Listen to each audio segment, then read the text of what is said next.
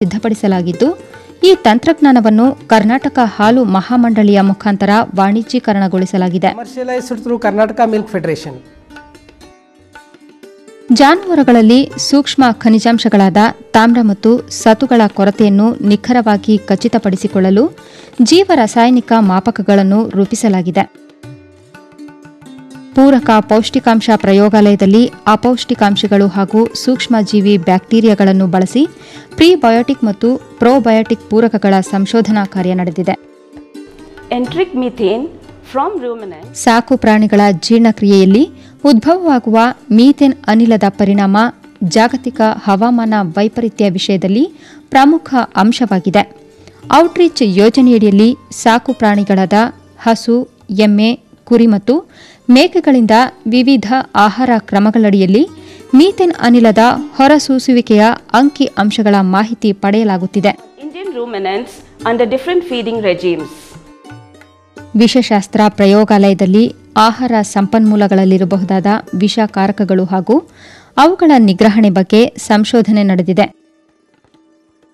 ಶಿಲೀಂಧ್ರ ಕ್ರಿಮಿಗಳಿಂದ ಉತ್ಪಾದನೆಯಾಗುವ ಅಫ್ಲೋಟಾಕ್ಸಿನ್ನಂತಹ ನಂಜುಕಾರಕಗಳ ಪರಿಣಾಮಗಳು ಹಾಗೂ ಅವುಗಳ ನಿಗ್ರಹಣೆ, ನಿಯಂತ್ರಣ, ನಿರ್ವಹಣೆ ಮತ್ತು ಸಸ್ಯ ಮೂಲದ ರಾಸಾಯನಿಕ ಅಂಶಗಳ ಬಳಕೆಯಿಂದ ಕುಕ್ಕುಟಗಳ ಆಹಾರದಲ್ಲಿ ಶಿಲೀಂಧ್ರಗಳ ನಿಯಂತ್ರಣದ ಬಗ್ಗೆ ಸಂಶೋಧನೆ ನಡೆದಿದೆ. ಅಸಾಂಪ್ರದಾಯಿಕ ಪಶು ಆಹಾರಗಳನ್ನು ವಿಷಮುಕ್ತಗೊಳಿಸಿದ ನಂತರ ಬಳಸುವ ಪ್ರಯತ್ನಗಳು ನಡೆದಿವೆ. ಹರಳೆಣ್ಣೆ, ಜತ್ರೋಪ ಬೀಜದ ಹಿಂಡಿಗಳಲ್ಲಿನ ವಿಷಾಂಶಗಳನ್ನು ನಿಷ್ಕ್ರಿಯಗೊಳಿಸುವ ಸಂಶೋಧನೆ ನಡೆದಿದೆ. ಸಾಕು ಪ್ರಾಣಿಗಳಲ್ಲಿ ವಾತಾವರಣದ ಏರುಪೇರುಗಳಿಂದಾಗುವ ಒತ್ತಡದ ಪರಿಣಾಮಗಳು ಹಾಗೂ ಅದನ್ನು ತಿಳಿಗೊಳಿಸುವ ವಿಧಾನಗಳ ಅಧ್ಯಯನ ಒತ್ತಡ ಶರೀರಕ್ರಿಯಾ ಪ್ರಯೋಗಾಲಯದಲ್ಲಿ ನಡೆದಿದೆ.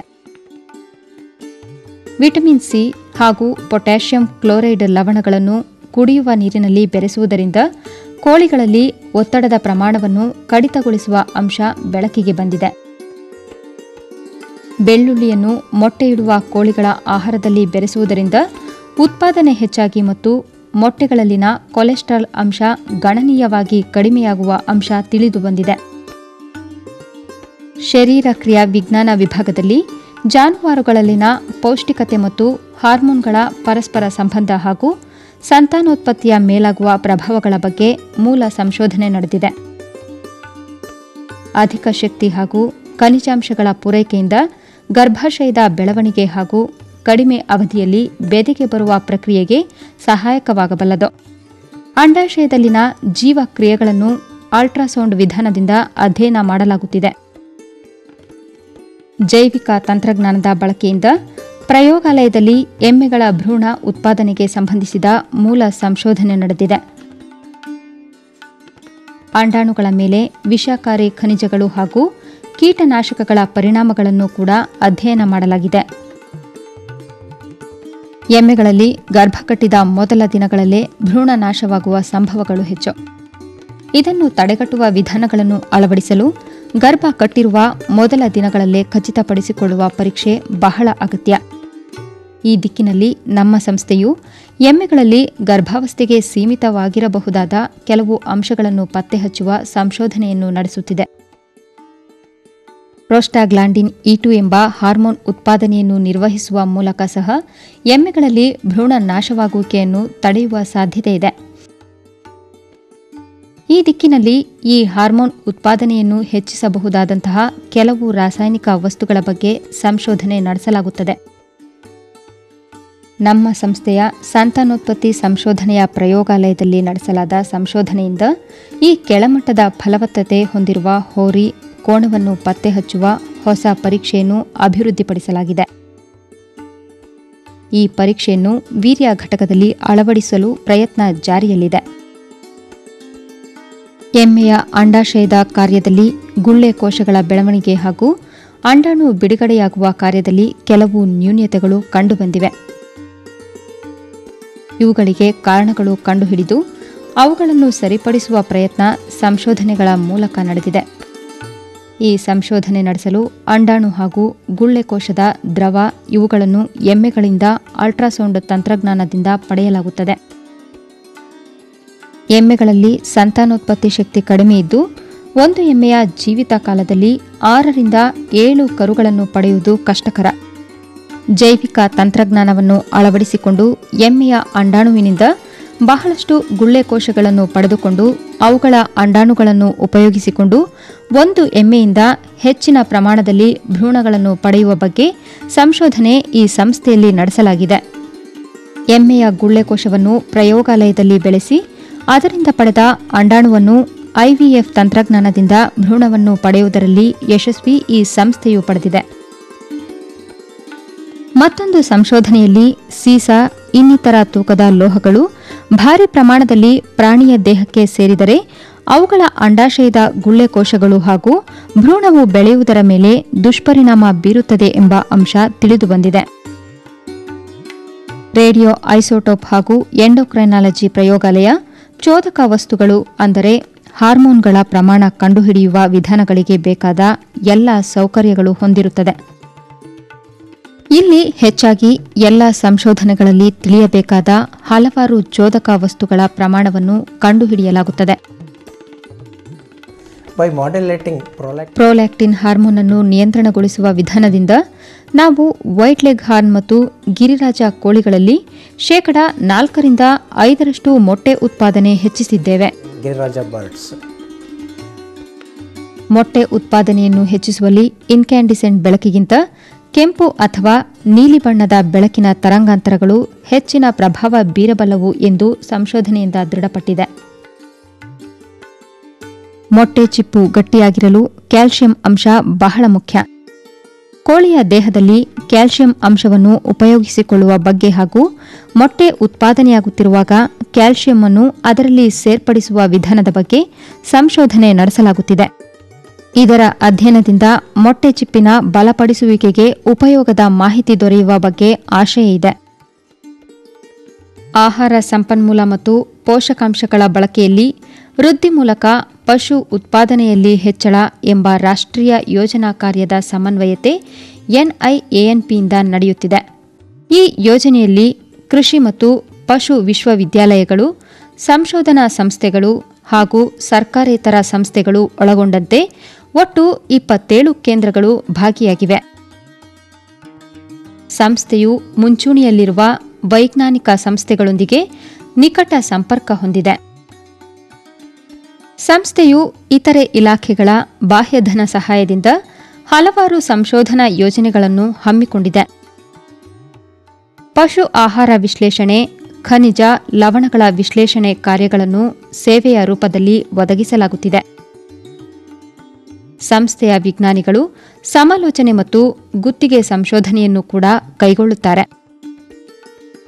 ಸುಸಜ್ಜಿತವಾದ ಪ್ರಾಣಿ ಪ್ರಯೋಗಾತ್ಮಕ ಘಟಕದಲ್ಲಿ ಎಲ್ಲ ಸಾಕು ಪ್ರಾಣಿಗಳು, ಹಸು, ಎಮ್ಮೆ, ಕುರಿ, ಮೇಕೆ, ಕೋಳಿ ಹಾಗೂ ಪ್ರಯೋಗಾಲಯ ಪ್ರಾಣಿಗಳ ಮೇಲೆ ನಡೆಸಬಹುದಾದ ಸಂಶೋಧನಾ ಸೌಕರ್ಯಗಳು ಲಭ್ಯವಿರುತ್ತವೆ.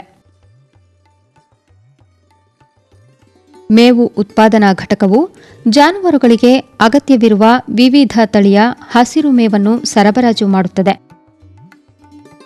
ಕೃಷಿ ಸಂಶೋಧನಾ ಮಾಹಿತಿ ಕೇಂದ್ರವು ಸ್ವಂತ ವೆಬ್ ಸರ್ವರ್ ಹೊಂದಿದ್ದು ತನ್ನ ಸಂಸ್ಥೆಯ ಎಲ್ಲ ಸಿಬ್ಬಂದಿಗೆ ಅಂತರ್ಜಾಲ ಸೇವೆ ಒದಗಿಸುತ್ತಿದೆ. ಹಾಗೆಯೇ ಎಲ್ಲ ಕಾರ್ಯಚಟುವಟಿಕೆಗಳ ಬಗ್ಗೆ ಮಾಹಿತಿ ಪಡೆಯಬಹುದಾಗಿದೆ. ಸಂಸ್ಥೆಯು ಅಭಿವೃದ್ಧಿಪಡಿಸಿದ ತಂತ್ರಜ್ಞಾನಗಳನ್ನು ಸಂಬಂಧಿಸಿದ ಇಲಾಖೆಗಳಿಗೆ ವರ್ಗಾಯಿಸಲು ವಿಸ್ತರಣಾ ಘಟಕ, ಅರ್ಥಶಾಸ್ತ್ರ ಹಾಗೂ ಸಂಖ್ಯಾಶಾಸ್ತ್ರ ಘಟಕಗಳು ಸಹಕಾರ ನೀಡುತ್ತವೆ.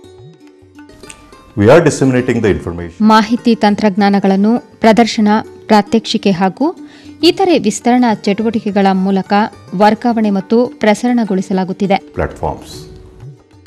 ಎನ್ಐಎಎನ್ಪಿ ಸಂಸ್ಥೆ ಮತ್ತು ಗ್ರಾಮ ಬಾಂಧವ್ಯ ಯೋಜನೆಯಡಿ ರೈತ ಬಾಂಧವರೊಂದಿಗೆ ನಿಕಟ ಸಂಬಂಧ ಹೊಂದಿದೆ. ಈ ಯೋಜನೆಯಡಿಯಲ್ಲಿ ತಂತ್ರಜ್ಞಾನಗಳನ್ನು ಪರಿಶೀಲಿಸಿ ಸೂಕ್ತ ಮಾರ್ಪಾಡುಗಳ ಬಗ್ಗೆ ಕ್ರಮ ಕೈಗೊಂಡು ಅಂತಿಮ ಬಳಕೆದಾರನಿಗೆ ಕೈಗೆಟುಕುವಂತೆ ಮಾಡುತ್ತಿದೆ.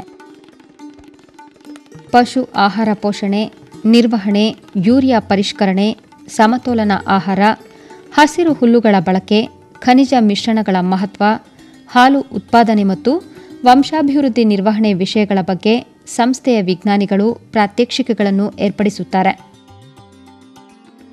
ರೇಡಿಯೋ ಮತ್ತು ದೂರದರ್ಶನಗಳಲ್ಲಿ ಸಂದರ್ಶನದ ಮೂಲಕ ತಾಂತ್ರಿಕ ಮಾಹಿತಿ ಒದಗಿಸಲಾಗುತ್ತದೆ. ಕೃಷಿ ತಂತ್ರಜ್ಞಾನ ಮಾಹಿತಿ ಕೇಂದ್ರ ಎಟಿಕ್ ಏಕಗವಾಕ್ಷಿ ವ್ಯವಸ್ಥೆಯಲ್ಲಿ ರೈತರಿಗೆ ತಾಂತ್ರಿಕ ಮಾರ್ಗದರ್ಶನ ಸೌಲಭ್ಯವಿರುತ್ತದೆ. ಸಂಸ್ಥೆಯು ಕ್ಷೇತ್ರ ವಿಸ್ತರಣಾಧಿಕಾರಿಗಳು, ಪಶು ವೈದ್ಯರು, ರೈತರು ಹಾಗೂ ಪಶು ಆಹಾರ ಘಟಕಗಳ ಸಿಬ್ಬಂದಿಗೆ ಪೋಷಕಾಂಶಗಳು ಮತ್ತು ಶರೀರ ಕ್ರಿಯೆಗೆ ಸಂಬಂಧಿಸಿದ ವಿಷಯಗಳಲ್ಲಿ ತರಬೇತಿ ಹಮ್ಮಿಕೊಳ್ಳುತ್ತದೆ.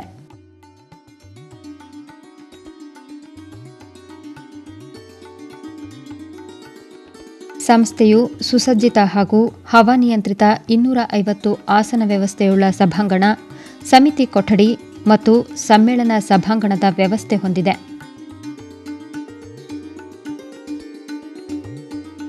ಅಂತಾರಾಷ್ಟ್ರೀಯ ಗುಣಮಟ್ಟದ ಅತಿಥಿ ಗೃಹವು 30 ಜನರಿಗೆ ವಸತಿ ಕಲ್ಪಿಸುವ ಸೌಕರ್ಯ ಹೊಂದಿದೆ.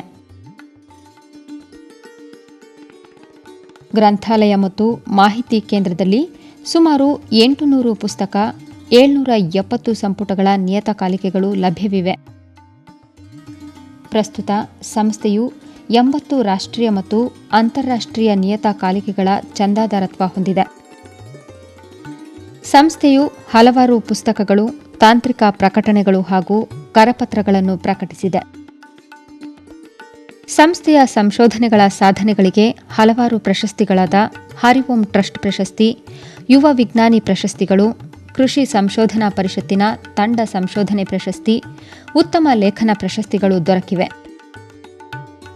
ಹಲವಾರು ರಾಷ್ಟ್ರೀಯ, ಅಂತಾರಾಷ್ಟ್ರೀಯ ಖ್ಯಾತಿಯ ಗಣ್ಯಾತಿ ಗಣ್ಯರು ಸಂಸ್ಥೆಗೆ ಭೇಟಿ ಕೊಟ್ಟು ಸಂಸ್ಥೆಯ ಸಾಧನೆಗೆ ಪ್ರಶಂಸೆ ವ್ಯಕ್ತಪಡಿಸಿದ್ದಾರೆ. ಸಂಸ್ಥೆಯು ದೇಶದಲ್ಲಿನ ಪಶು ಸಂಪತ್ತು ಹಾಗೂ ಪಶುಗಳಿಂದ ಉತ್ಪಾದನೆಯನ್ನು ಹೆಚ್ಚಿಸುವಿಕೆಯನ್ನು ಸಾಧಿಸುವಲ್ಲಿ ಕಾರ್ಯಗತವಾಗಿದೆ. ಈ ಸಂಸ್ಥೆಯ ವಿಜ್ಞಾನಿಗಳು, ತಾಂತ್ರಿಕ ವರ್ಗದವರು, ಇತರೆ ಸಿಬ್ಬಂದಿ ವರ್ಗದವರೆಲ್ಲರೂ ಪಶು ಸಂಗೋಪನೆಯಲ್ಲಿ ಈಡುಪಟ್ಟಿರುವ ಕೃಷಿಕರ ಏಳಿಗೆಗಾಗಿ ಶ್ರದ್ಧೆ ಹಾಗೂ ಉತ್ಸಾಹದಿಂದ ಕಾರ್ಯನಿರ್ವಹಿಸುತ್ತಿದ್ದಾರೆ.